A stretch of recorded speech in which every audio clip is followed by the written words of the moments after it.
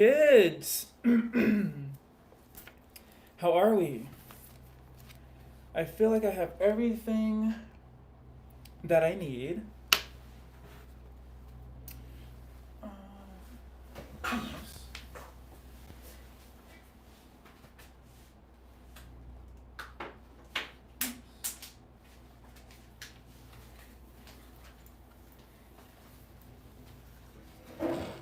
Ah, happy Thursday.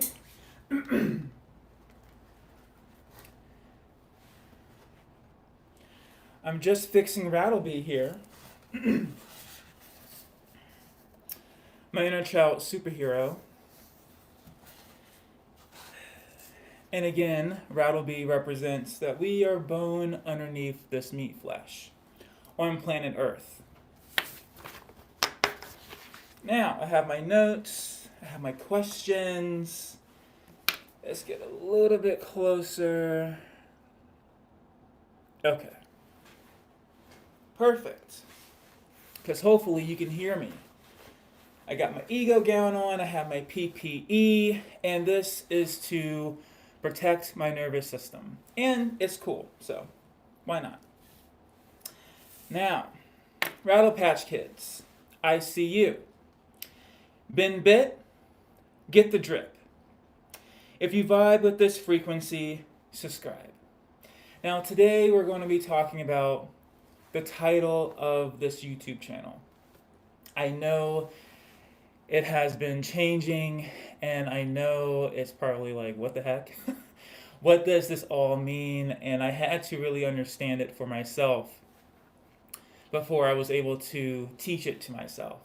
It has been a process, and just like snakes shed skin. And let me introduce myself before we get into today's topic. My name is Dr. Rattle, death of the ego, rebirth of the inner child, and my inner child is Rattleby. And here, doctor does not mean medical. We are all about frequency and vibration here. Now, I'm going to explain the title to myself, and then, as always, take what resonates and slither the rest. Okay? Rattlepatch kids.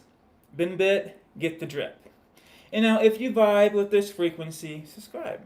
Welcome to the ER Playground X2. X2 means two energies moving as one. Your inner child and your adult self. Again, my inner child is Rattleby. He's right here. Oh, his glasses keep falling off, but that's okay. Now, and the sound, that's the amplifier. Masculine, feminine, mind, body, and soul. This isn't just music. This is your energy speaking back to you. So if something starts to move, don't fight it. That's you. Now, welcome to the ER Playground. Now, next page. The ER Playground means Embodied Release. And you might be asking, what does that mean? And the easiest way I can really explain it to myself is when you hear your favorite song, you just start moving your body. It's not about choreography. It's not about getting it right. It's about just being in the moment, being in the body, being in the energy. Okay? So the ER Playground is a space where I connect to myself through mirror reflection and expression. This is not a performance. This space is to feel. This space is for the ones healing, the ones waking up, the ones who feel something but don't have the words quite yet. And that's okay. If that's you, you're in the right place. Now listen. Movement is medicine. The issues live in the tissues. So here we don't suppress, especially for my brothers. We release and we rewire. What are we rewiring? Our nervous system. Because we have been conditioned to be in fight or flight mode. Here, we are just letting the body do what it naturally does. Now, this ego gown, I know, isn't it gorgeous? But this is my medicine. I'm not here to tell you how to live your life. I repeat, I am not here to tell you how to live your life. I am here reflecting to myself. And that green dot, that's my mirror, okay? You're not being taught, you're witnessing what it looks like to check in. Ooh, next page. If this resonates, beautiful. Take what's yours. If it doesn't, shed it and slither away with love. Now, Rattlepatch kids, if you're still here, hi. Welcome to Snakebite 101. This is the foundation. This is where we break it down. What is the ER playground? What is Vidum? What does it mean to be a Rattlepatch kid? One layer at a time. So we'll stop right there. Now, I'm going to ask some questions. And these questions are first for the universal questions. Not being chosen. Is that you? Being told you're too emotional. Is that you? Especially for my brothers. Being told you're not good enough. Being compared to a sibling or someone better. Being laughed at for your dream. Is that you? Being ghosted by someone you trusted. Ooh, is that you? Showing up for yourself and still being left out. Now let's skip down to the females. How are you? Let's see what we have. Ooh, being called a slut or attention seeker for dressing how you feel. Is that you? Being silenced in a room full of men. Oh, there goes my glasses. Is that you? Rejected by other women because you shine too bright. Ladies, is that you? Not being taken seriously in your pain, your passion, or your purpose. Being judged for your body. Too curvy, too flat, too tall, too hairy, too something. Ladies, is that you? Damn, it's getting hot in here. I'll take this off. Now, my brothers, slither closer because I know we've been through it. Rejections that may hit my brothers. Being told real men don't cry. Let's just sit with that for a second. Being told that real men don't cry. What does that even mean? Just, again, this is my own personal reflection. I have worked with a lot of men in my life, especially being in healthcare. And that's like saying men don't use the bathroom. So are we supposed to keep in our bowels? Are we supposed to keep in our urine? Just saying. Because what happens if we do? I don't know. Let me just think. Our bowels can get backed up into our intestines, which means diseases can happen. Or if you hold in your urine, you can get a UTI. So why would we not express our emotion? Why would we keep that in? That doesn't make sense to me. Again, this is my own personal reflection. Not being able to financially provide and feeling worthless. Men, is that you? Feeling like you have to carry it all. The bills, the kids, that probably does feel heavy. Rejected for being too soft, too emotional, too feminine. Brothers, is that you? I just want to tell a quick story. I know we have been conditioned to think flamboyancy is wrong, but I had a patient once, and he had his nails painted. And I think the human brain thinks, oh, he must be gay. Did you actually know gay has nothing to do with sexuality? It means self-expression, but somehow we've been conditioned to think that it's, oh, if you're gay, that means you like men. Interesting, because that's not what it means. And so the patient's daughter came in. I think she was about, 6 or 7 years old. And then the wife came in. And then the patient told me, yeah, I let my daughter paint my nails. Aw, how sweet that he let his daughter paint his nails. So it actually did not mean anything except he wanted his daughter to paint his nails. The daughter wanted to paint the dad's nails. How beautiful. And then my partner had one of their, what do you call it, clients came over, and the client had a skirt on, a skirt, I think, I don't know how you really, a kilt, that's what you call it, a kilt. And he had a wife, and he had a kid, and they loved him unconditionally. And I thought that was so beautiful. And I said to my partner's client, I said, I really love your hair, and I like your outfit. And the client wrote my partner the next day and stated, I felt so welcomed in your space. I felt so loved in your space.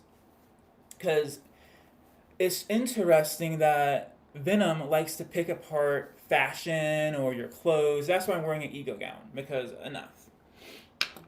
So I thought that was very beautiful. And he had blue hair. And I thought that was cool. I didn't say, is that a wig? Is that your real hair? I said, cool hair, man. Why can't it just be like that? Now, just saying. What else do we have here? Brothers. Having no father figure to approve or affirm you. Being laughed at for your vulnerability. Being left because you weren't ambitious enough. Not being able to protect someone you love. Is that you, brother? Let's just go back to this question right here. Having no father figure to approve or affirm you. Now, my mom had me when she was 16 years old. I can't imagine. I cannot imagine, especially in this day and age. But my mom had me when she was 16. My biological father, no idea who he was. However, only thing I knew is that he loved football. He was a football player in high school, and his football career was way more important than having a kid. Which is wild, because it's like, you can lay down with my mom and do the freaky deaky. But when I was born, you wanted nothing to do with me. Ouch. And I carried that for a very long time. And what I carried was I not good enough? Am I not lovable? Like, what the heck? And my mom met my stepfather on what was it called? AOL. It was some, I don't know, dating app back in the day. I'm 37 years old, so way back in the day. And so my mom we left Virginia Beach, because that's where I'm from, and we met my stepdad, and to me, he is my father. He was way more my father than any other man that my mom has brought into her life. And so his name was Mark, and he adopted me when I was 4 years old. And he loved me unconditionally. He couldn't have kids, and so he loved me so much. And I think what's difficult for me is to see other families, especially dads, that don't really have that connection with their son. And I don't understand it, and it's not for me to understand, but it does hurt, because I couldn't imagine what that feels like. But then again, I can, because my real father, I have no idea who he is. And being with my dad, he taught me unconditional love. He taught me to be yourself and be expressive. And I remember my dad and I were like this. And at a very young age, Rattlepatch kids, we lived in Virginia. And my dad lived in the boonsticks, like being like deep in the woods. He did not like people. And my dad, he actually was, he helped build rockets. Like, he was just a whiz, like putting things together. And I might get emotional talking about him, because he was my best friend. And I was his caretaker when he passed. So anyway, we would look up in the stars, and I believe I would always be watching like Michael Jackson, Whitney Houston, Mariah, like embodying them at a very young age. And so my dad would be out on the back of the deck, and I would just ask my dad, where did we come from? And what happens to us when we die? And why are tigers named tigers? Like, who decided that? At a very young age, I was asking these questions. And, like, why is the sky. Who thought of naming the sky sky? Like, am I the only person who thinks about this? Maybe. But, my dad would be like, why are you thinking about that? You're so young and, enjoy your life. But I've always had this curiosity. And so my dad also had this shed. And so it was, I don't know if your dad's or if you're a man watching this, if you have like a space where you just go to decompress. And that's where my dad was most of the time. He was in the shed, drinking his 24 pack. But he didn't really start heavily drinking until my mom left him, and it broke his heart. And so, anyway, in this shed, I actually have my toy box that I had when I was a kid. And I would keep like my Power Ranger costumes in there, and I loved Power Rangers. Like, that was my jam. And so my dad would, we would, my dad wasn't like a dancer, but he can just do a little bit of this and, just kind of vibe. But he loved Prince, he loved Guns N' Roses, and he loved the Eagles, and my dad would always sing Billy Joel, and I literally heard Billy Joel yesterday at Starbucks, and I almost started crying because like I'm just how can I explain it? I was just really deep connected to my father, and not having him here is fucking hard, and it's challenging. Hence why I've created this space where I can just release all my anger and frustration that comes with the grieving process. And so, anyway, my dad built me this playground and I loved it. And ironically enough, here we are in the ER playground, which means, again, embodied release. Issues are in the tissues. And I can tell you this from my own personal experience being in healthcare. I'm exhausted. I'm so exhausted from healthcare. And I think part of it because I want to give my all and I want to give each resident the best care, but it's hard. It's hard when you don't have enough staff. It's hard when you don't get paid your value, and it's wear and tear on the body. And I think just a lot of anger and frustration go with that because I see this is not shade, but again, this is my own personal reflection. I see Hollywood stars get paid millions to pretend to be a doctor or to be a nurse, like that show Grey's Anatomy. We'll just leave it there. So, moving on, my dad approved me. And not that we need approval, because let me just state this. We are in space, on Earth, floating. We have electricity running through our hearts that's pumping our hearts right now. That is magical. That to me is a miracle that we are here. And so, with that being said, we don't need approval from anyone. We are already magical, beautiful Rattlepatch kids. Now, when I lost my dad, I had a lot of anger with alcohol. And I don't drink anymore. And I stopped drinking when I was in nursing school because I was really into anatomy and watching like cadavers on YouTube. And I just thought the human body is just so unique. Like the intestines and the brain and the like how everything is just connected. It's just profound. But then I was watching. I don't remember his name, but he would talk about even when you sip alcohol, even when it touches your lips and what it does when it goes through your bloodstream, like oh my god. Because I've always told myself at a very young age, my body is my temple, and I kind of forgot about that. Being just, I don't know, in my 20s, wanted to party, wanted to feel cool. And I remember I went to this club, and I shouldn't have been there, but everything happens for a reason. And I had school the next day. And if anyone's been through nursing school, it ain't no joke. Because it's like this. You have a quiz, then you have a test, and then you have a project, and then you have a quiz, and you have a project, and you have all of this. It's a lot. And I was in a fast-paced program. But anyway, I went out to the club, and I got shit-faced. And it was awful.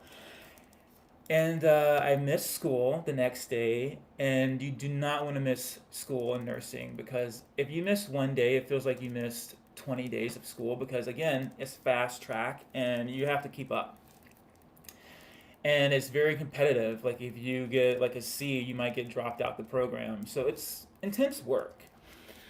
So, anyway, yeah, I got shit faced and I fell asleep in my car because I didn't want to drive drunk and smelled like alcohol the next day, and I had a lot of disappointment in myself.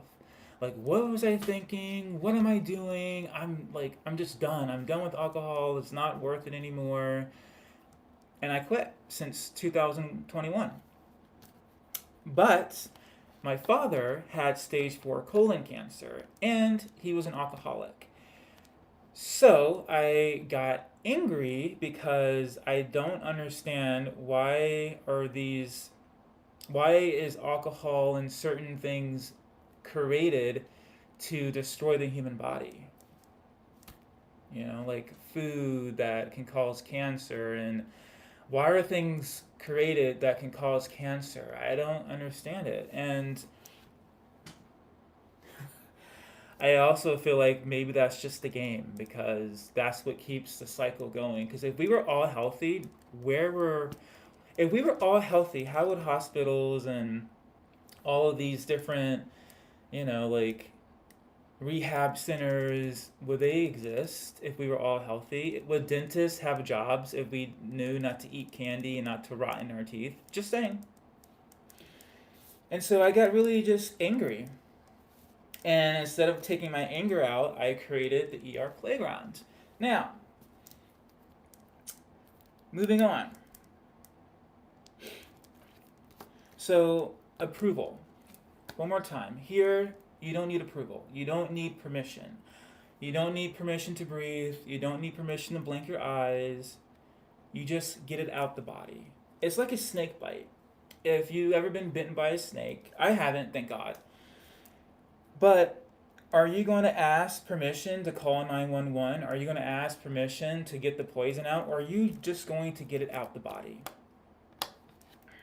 So, again, that is what this space is. This is like my vortex, so to speak. And you might be asking, what is a vortex?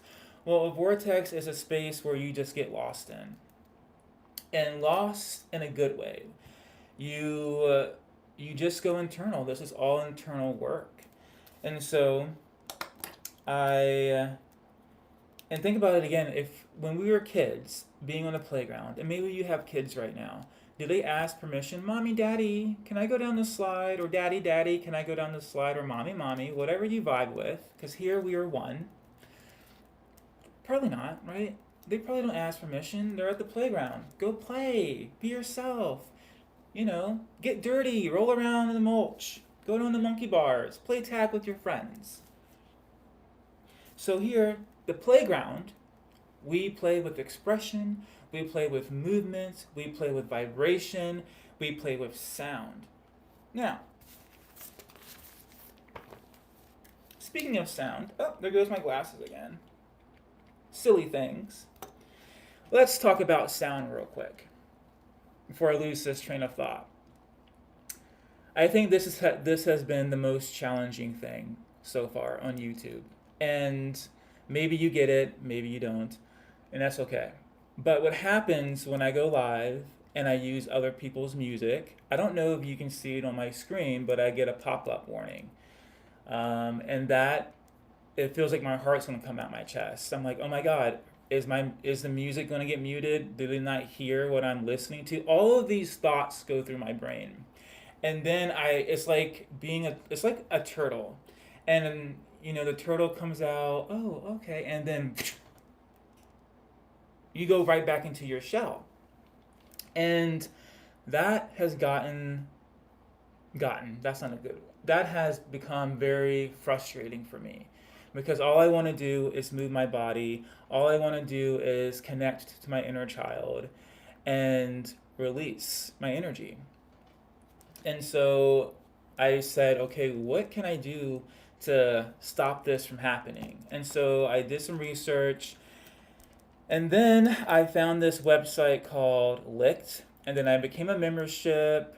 I became a member, and basically how it works is that you can use certain artists. And I couldn't even use Britney. I couldn't use Britney. I couldn't use Rihanna. I mean, yes, I can use like Nicki Minaj, like some artists I could use, like The Weeknd and Duke Dumont. Oh, I love Duke Dumont. So yes, but I would still get flagged. Yeah. And so that became very annoying. And so I said, okay, I think I want to start creating my own sound, but how do I do that? I have no idea how to do that. And so my partner has a vocal coach, and they told me about this really cool app. And I'm like, oh, tell me more. And so I'm like, okay, Rattleby, are you ready to start creating our own vibration, our own sound? And uh, what? It feels like an elephant is lifted off my shoulders. Because even when I did shorts on TikTok, yeah, they'll get amazing views, beautiful, and thank you for that. But again, who am I really helping? I'm helping Britney, I'm helping Rihanna, I'm helping all of these new artists. And what about me? And it's like, I like using this example. It's like giving CPR, giving my oxygen, giving my energy to other artists, and I'm not getting any benefit from that. Not only that, I have realized that, music is great, but I have my own story to tell. So does Rattleby. And I also believe that music can change the world. And I believe Michael Jackson actually said that. And did you know that Bob Marley's music helped so many souls? I believe there was a war going on at Bob Marley's time, and I don't know, I watched the movie. I don't remember all the details, but I remember them, like the presidents that were going at it, they stopped, and Bob Marley had a huge impact on that. And think about Mariah Carey, Whitney Houston, Celine Dion. Like their music tells story, and it's beautiful. And I think that's how so many people relate to them. So Rattleby and I have been creating our own frequency, X2, which means higher vibration amped. Rattleby and I write the lyrics, we create the sound, and it's not as easy as you think, because I have created over 200 vibrations, and out of 50 made the playlist. And I'm a hopeless romantic, so I love just telling love stories or just personal things that I have been through, and I love writing. And so just within that has been so therapeutic for me and for Rattleby and maybe for you, hopefully, especially for my brothers. And so this is all about a vibe. And I think the hardest thing was letting go of, okay, I understand this is not booty popping music. Some of it is. We're getting there. Like we created this new vibration yesterday, and I'm really excited for you to hear it. And I'm excited to express it. Think of me like the producer, like Dr. Dre, right? Or Rodney Jenkins. And Rattleby is like the artist. Like, let me use this example. What's his name? Okay, anyway, we'll just stick with Dr. Dre. And, actually, no, I'm going to use something different. Let's go with Rodney Jerkins. He actually produced Britney Spears' Overprotected remix. Do you see Rodney Jerkins in the limo with Britney Spears when she did the music video? No. You see Britney. And so in the ER Playground, you see Rattleby expressing the energy. Yes? Max Martin, that's his name. Max Martin. He did Hit Me Baby One More Time by Britney. You don't see Max Martin, I mean, maybe in the background, But who do you see? You see Britney Spears, right? So I'm kind of like in the background, and then Rattleby does the thing. Isn't that right, Rattleby? So that's where we are. And we dropped our first vibration on Spotify, which is fucking wild. And it's called My Lover. Yeah. And so you're going to hear some of that later on. Probably later on tonight when we do a little listening party. And let's see. So that's where we are. Again, I know this is not for everyone. Totally fine. But I have to show it for myself and for my inner child, Rattleby. And maybe someone was curious about, what does this space mean? This is a sacred space, okay? And let me just break that down. I know comments are not on, because here's the thing. I've had comments on YouTube. I had comments on TikTok, and it's just toxic. It's toxic energy, and not everyone is toxic, and I understand that they're not even coming from their higher self. It's an eternal wound that is getting spit at a screen. But we have been conditioned to think that we are garbage disposals. Not here. And I would never talk to someone like that, ever. Like, I am just treat people with kindness. And I don't understand how can... I mean, I get it, because it's what we see constantly on the news, and I get it. I totally get it. But it doesn't mean we have to be objected to it. You know, like, it's not cool. And we're all about reflection here. And I think the easiest way to break that down is a football game, the NFL, right? You're screaming, go, go, go, touchdown! Do you think the football players can hear you? No. Or you are watching a romantic movie and you're like, girl, don't do that. He doesn't really love you. Can they hear you? No. So that brings us to the next thing. SSR. What does that mean? Suppressed spirit or wire. Issues are in the tissues. Suppressed emotion, especially for our brothers. Now, I just graduated from leadership. And, like I stated, 25 years in healthcare. So I'm not just speaking out of my ass. I actually have data of what I'm talking about. And the brain is not replaceable. So my thinking goes to, if I'm seeing consistent vomit emojis or bro no or what the F am I witnessing, here's a little secret. They're talking to themselves. Yeah. But we have been conditioned to think that they are talking to us. But here's the kicker. If you think that they are talking to you, well then that's where we go deeper, because being in behavioral health, working with adolescents, seeing kids do self-harm, it's a big deal. So my brain goes to, I need to protect my brain. Not only my brain, I need to protect my Rattlepatch kids. And what does that mean? Let's just play a game. Let's just say a Rattlepatch kid is starting to vibe, starting to feel safe in this space to move their body, right? And then here comes Venom. What am I witnessing? Bro, and they don't just say, what am I witnessing? They go, what the F am I witnessing? If they only knew that you're judging and you're judging behind a screen, so what does that really tell you? Just saying. So that does not make this a safe space anymore. Because then that person, that Rattlepatch kid who thought they were safe to express, and then they find out, actually I'm not safe here. So it's not cool. It's not good, and this is a sacred space. So that's why we don't have comments on. Because I'm protecting my nervous system, I'm protecting my Rattlepatch kids, and this is all about mirror reflection. Now, we were at 30. I went over the time. Look at that. Oopsie daisies. That's okay. What needed to be said was said. So, today's Snakebite 101, we went over what is the ER playground, and it's embodied release. The playground is our vortex.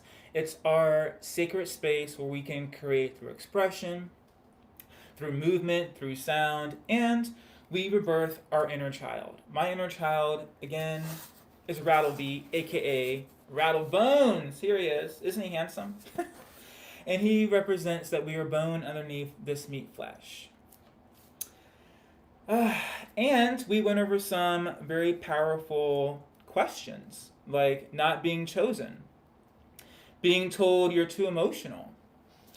And then we jumped down to some female questions, being called a slut or an attention seeker for addressing how you feel, being silenced in a room full of men. And then we went down to the brothers, being told real men don't cry.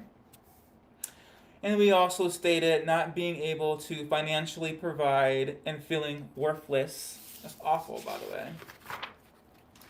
And then we talked about, again, the ER, which means embodied release, which means we don't do choreography here. Now, that is what we went over. And tomorrow, in Snakebite 101, we'll go over venom. Ooh, venom. So for those who are here, thank you. And for the 2 thumbs up, thank you. You are seen and you are loved here. And again, if this vibes with you, consider becoming a Rattlepatch kid. That will mean the world. Now, thank you and much love.